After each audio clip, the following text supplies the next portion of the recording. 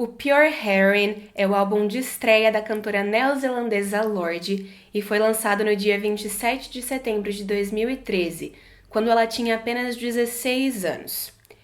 Produzido e coescrito pelo Joe Little, o álbum recebeu em sua maioria críticas positivas e elogios sobre a sua composição e sobre a sua produção. No vídeo de hoje, a gente vai falar sobre esse álbum e eu vou fazer algumas análises sobre cada uma das músicas que compõem esse projeto. A versão standard, a versão normal desse CD, tem 10 músicas e a gente vai focar principalmente nelas, em como elas constroem, de certa forma, o conceito desse álbum. Mas eu também vou mencionar brevemente no final do vídeo as faixas que compõem a versão estendida do Pure Heroin, o que poderia ser considerada a versão deluxe desse álbum. Se você não me conhece, eu sou a Mari. Se você acabou de chegar aqui no meu canal, não se esquece de se inscrever, porque eu falo muito sobre música pop, sobre séries de TV, sobre entretenimento de forma geral aqui, e seria um prazer ter você aqui comigo. Acho que se a gente decidisse apontar quais as principais temáticas abordadas pela Lorde no seu álbum de estreia, eu citaria fama, juventude, críticas sociais e todas essas coisas combinadas. E todas essas coisas também trabalhadas através de metáforas e de sátiras. Esse é um álbum incrivelmente maduro para uma garota que tinha apenas 16 anos. Às vezes eu penso, caraca, a Lorde e eu nascemos no mesmo ano, nós duas somos de 1996. E ela, ao longo da sua carreira, até então, já lançou 2 CDs extremamente bem feitos. Tanto Pure Heroin quanto Melodrama são 2 álbuns que eu escuto e eu falo, cara, não tem nenhum defeito aqui. Inclusive, o Melodrama vai ser assunto de um próximo vídeo. Já quero deixar avisado aqui que eu quero falar sobre os 2 álbuns da Lorde, mas vamos focar no Pure Heroin primeiro. O Pure Heroin começa com a música Tennis Court. É a primeira faixa do álbum, e aqui a Lorde fala sobre como as pessoas começam a se interessar demais pela vida de alguém quando esse alguém se torna famoso, quando esse alguém é uma pessoa pública. Ela compreende que assim que ela se tornar famosa, assim que ela se tornar uma profissional da música, uma cantora, o que viria a acontecer depois do lançamento do Pure Heroin, numa escala ainda maior, ela vai, de certa forma, perder a sua juventude e a sua privacidade. Inclusive, ela se pergunta mais pra frente na música: How can I fuck with the fun again when I'm known? Então, traduzindo literalmente, como eu vou poder fuder, mas no sentido de aproveitar, de, enfim, me divertir com a diversão de novo quando eu for conhecida. Ao mesmo tempo em que ela, de certa forma, critica a relação das pessoas com a fama, dos 2 lados, ela também fala sobre como, ainda que a fama lhe renda dinheiro e lhe proporcione poder comprar várias coisas de valor, essas coisas nunca vão ser donas dela. Ela não quer, de forma nenhuma, perder a sua essência. Também, ela acaba reconhecendo que a fama não vai ser eterna. Quando ela diz "Everything's cool when we're all in line for the throne", tudo tá ótimo quando estamos todos na fila pro trono, ou seja, tanta gente da idade dela buscando fama. Ela fala muito sobre a geração dela e sobre outras pessoas da idade dela de forma indireta ao longo do álbum, né? But I know it's not forever, mas eu sei que não vai ser pra sempre. Então, Tennis Court é uma música que, se você ouve pela primeira vez, parece leve, parece que ela tá falando ali, sobre, de fato, uma mesa de tênis, uma quadra de tênis, mas quando você para pra analisar cada uma das metáforas, cada uma das frases e o que elas querem de fato dizer, a gente consegue perceber uma crítica muito, muito, muito grande, muito profunda à fama, a relação do público com a fama e o quanto as pessoas sempre buscam pela fama independente de qualquer coisa. E o quanto é difícil se manter verdadeiro no meio dessa situação. A segunda música é 400 Lux. E Lux é uma unidade de medida, de acordo com as minhas pesquisas, para luz e para iluminação. E um nascer ou um pôr do sol teria aproximadamente 400 lux. Esse é o título da música porque aqui ela tá descrevendo um momento em que ela tá com uma pessoa que ela gosta, andando de carro enquanto eles assistem ao pôr do sol, matando o tempo juntos, passando um tempo juntos. Eu acho que essa talvez seja uma das músicas uma das pouquíssimas músicas de fato românticas nesse álbum, porque ela se preocupa muito mais em fazer críticas sociais, em falar sobre problemas da geração dela, em problemas que o nosso mundo enfrenta de várias maneiras, ao invés de falar sobre as relações privadas dela, o que também é muito diferente do que ela fez no Melodrama, né? São dois álbuns muito distintos um do outro. A terceira música é a música que levou a Lorde ao estrelato. Royals é uma crítica cheia de ironia ao capitalismo e às coisas que as classes mais altas valorizam. Ela meio que afirma no refrão que ela e que os seus amigos nunca farão parte da realeza. Porque diferente da realeza, ela não se importa com diamantes, com jatinhos particulares, com ilhas, com carros caros, com roupas caras, com bebidas caras, com toda essa vida de luxo que ela vai descrevendo e relacionando como parte de pessoas da realeza, né? Eu poderia ficar aqui analisando cada pedacinho dessa música, porque tem muita coisa pra destrinchar sobre ela. Mas como esse vídeo tem o objetivo de ser mais breve, mais geral, basta a gente saber que em Royals a Lorde critica o capitalismo, as classes altas e a relação com uma vida de luxo. A quarta música do álbum é Ribs, e Ribs foi inspirada na primeira festa que a Lorde, a irmã dela e o melhor amigo dela deram quando os pais dela estavam viajando, então dentro da casa dela.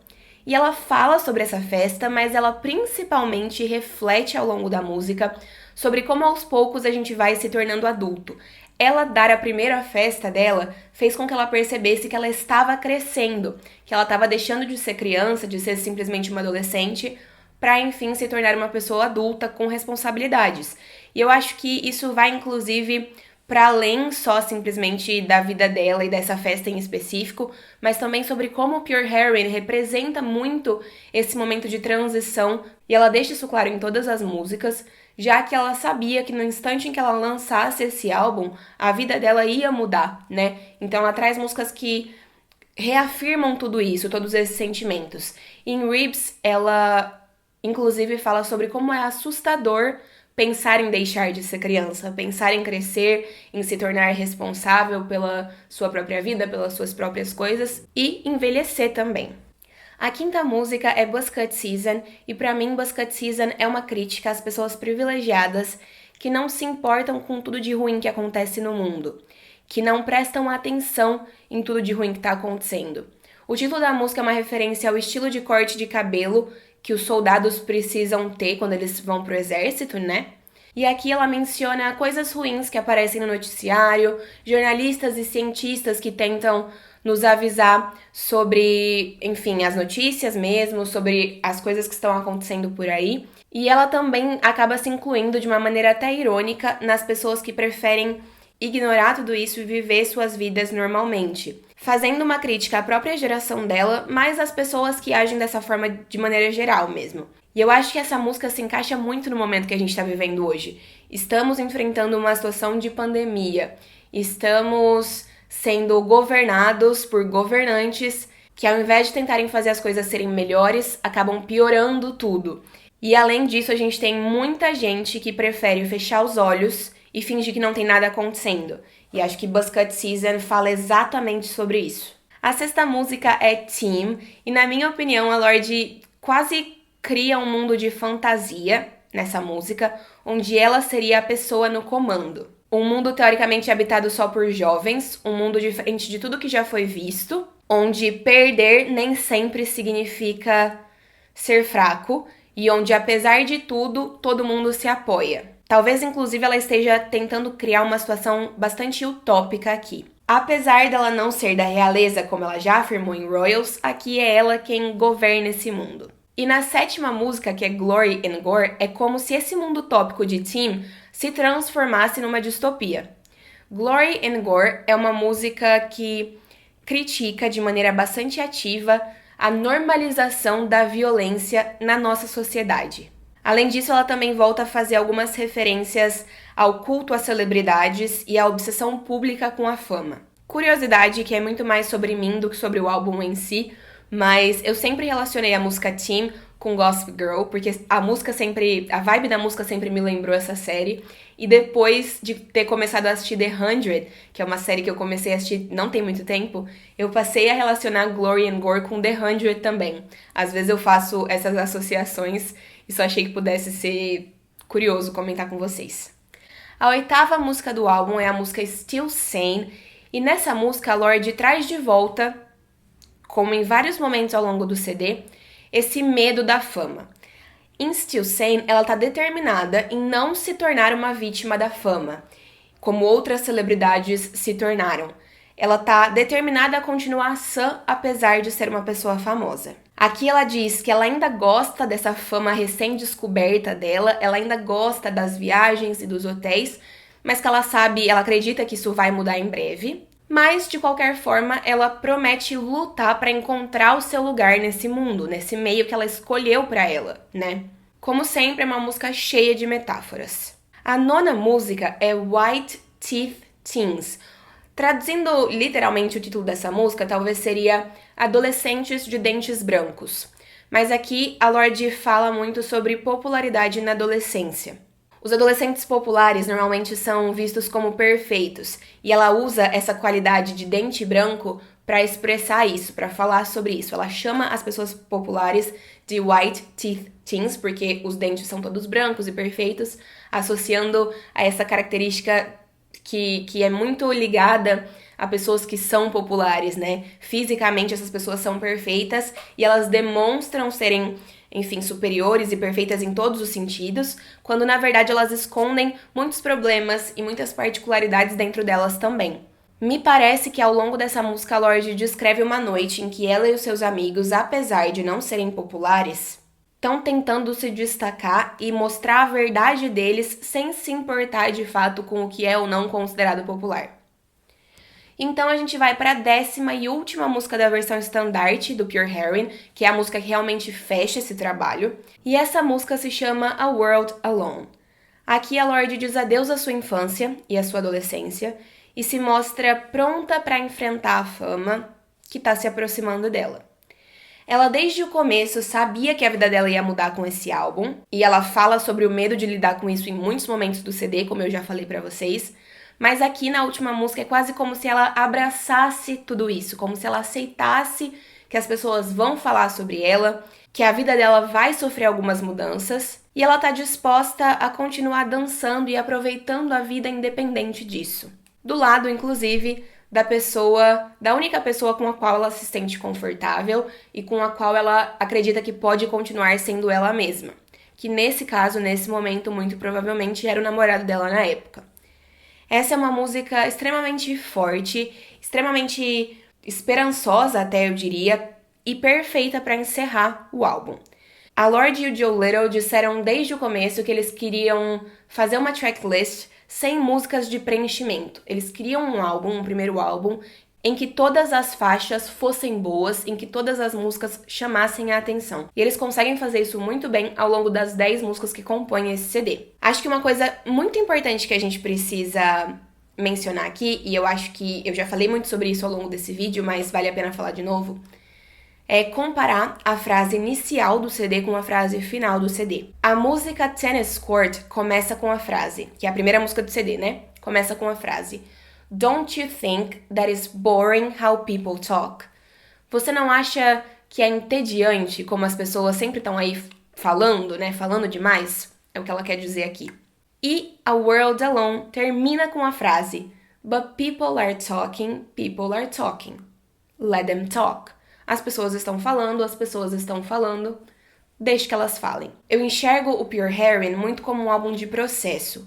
Ela narra pra gente, através de música, o processo de compreensão dela mesma em torno da fama que tinha acabado de chegar na vida dela e que ia crescer ainda mais ao longo dos próximos meses e anos. A partir do momento em que ela começa a se CD com uma música que fala ativamente sobre o medo da fama e que critica o culto do público às celebridades e a relação que o mundo tem com pessoas famosas, e ela termina o álbum querendo dizer, na verdade, que ela aceita tudo isso, que ela sabe que isso vai fazer parte da vida dela agora, e que tudo bem, que ela vai conseguir lidar com isso da melhor forma possível. E ela fala sobre esse assunto, como a gente já conversou, muitas vezes ao longo dessas 10 músicas. E eu falo que é um álbum de processo porque é um álbum de processo de entendimento, de compreensão dela mesma, e também porque, obviamente, ela sabia que a partir do momento que ela lançasse o Pure Heroin, ela deixaria de ser só uma adolescente desconhecida da Nova Zelândia para se tornar uma artista famosa globalmente. Como eu disse, as temáticas abordadas por esse álbum são extremamente maduras, principalmente quando a gente considera que a Lorde tinha apenas 16 anos quando ele foi lançado, ou seja, ela escreveu todas essas músicas com 14, 15 anos. E cada uma delas é muito madura, muito irônica, muito crítica, né? Ela não deixa em nenhum momento desse álbum de criticar as coisas que ela acha que estão erradas, de apontar cada uma dessas coisas e de dar a opinião dela sobre tudo isso. Quando a gente pensa nas faixas bônus desse CD, que são as faixas que foram adicionadas na versão estendida, todas essas músicas já tinham sido lançadas de alguma forma antes do lançamento do álbum. A maioria dessas músicas estava presente no EP que ela lançou, que se chamava The Love Club, que foi uma prévia do que estava vindo com o Pure Heroin. Eu acho que todas as 6 músicas que fazem parte dessa versão estendida do Pure Heroin, elas são quase como uma continuação do álbum mesmo. Na verdade, não como uma continuação, mas como uma extensão, como um complemento. Eu acho que nenhuma delas foge muito do tema geral do álbum, que é tudo que a gente já falou, fama, juventude, críticas sociais, metáforas, ironias. Ela continua falando sobre tudo isso, mas eu entendo por que essas músicas ficaram de fora da versão normal, já que o álbum ele é muito coeso e muito fechadinho liricamente, né? Sonoramente também, o álbum é incrivelmente coeso, tudo combina e soa muito bem junto, mas o que mais me chama a atenção, o que mais me surpreende positivamente nesse CD é a coesão lírica e a coesão temática que ela conseguiu trazer com cada uma das músicas. De qualquer forma, vamos falar aqui bem brevemente sobre o que cada uma dessas 6 músicas bônus, né, dessas 6 faixas bônus tem para nos dizer. A 11ª música da versão estendida do Pure Heroin é uma música chamada Know Better. Eu interpreto essa música como sendo sobre um amor, um relacionamento, um envolvimento amoroso que só acontece no verão. Eu meio que entendo que ela tá falando aqui sobre um relacionamento que acaba sempre se encontrando no verão, mas que termina toda vez que a estação muda. É uma música um pouco menos política, um pouco menos ativamente social. É uma música mais sobre ser uma adolescente e se envolver com outras pessoas. O que não deixa de ser parte do álbum e também da vida dela, né? Da vida da Lorde na época. A 12ª música é uma música chamada Bravado. E a Lorde fala aqui sobre uma batalha mental que ela enfrenta diariamente por ser uma pessoa mais introvertida. Mas, como ela mesma sabe, por causa da fama e da profissão que ela escolheu, ela precisa encontrar uma maneira de ser mais expansiva, mais comunicativa, mais confiante. Inclusive, sobre essa música, ela falou o seguinte: eu sou bastante reservada de forma geral.